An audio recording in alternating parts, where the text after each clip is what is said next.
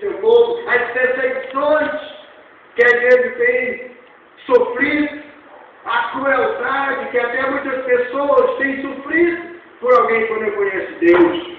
Mas esse Deus zeloso, aquele Deus que foi ao encontro daquele povo, daquela nação, e entregou para ser agora dominado, e abateu essa nação, é o Deus também, queridos, que um dia vai se levantar. Ele ainda vai se levantar a favor da sua igreja e contra aqueles que têm se levantado contra o seu povo, aqueles que têm perseguido e aqueles que aos olhos de Deus têm sido ruim, cruel, um povo sem piedade, um povo sem amor, um povo sem afeto. O Senhor é um Deus zeloso e que toma vingança. O Senhor toma vingança e é cheio de furor.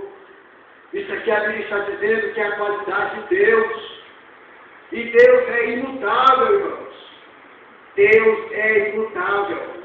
Quando a Bíblia diz que Ele é um Deus zeloso, Ele foi, Ele é e Ele será um Deus zeloso.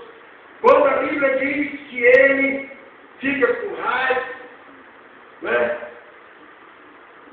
Que Ele se ira com o pecado, Ele se irou no passado, se ira hoje e vai se irar amanhã, até o dia do homem, das pessoas que têm provocado ira ao Senhor Deus, prestar conta da sua ira, da sua revolta, da sua desobediência para com esse Deus.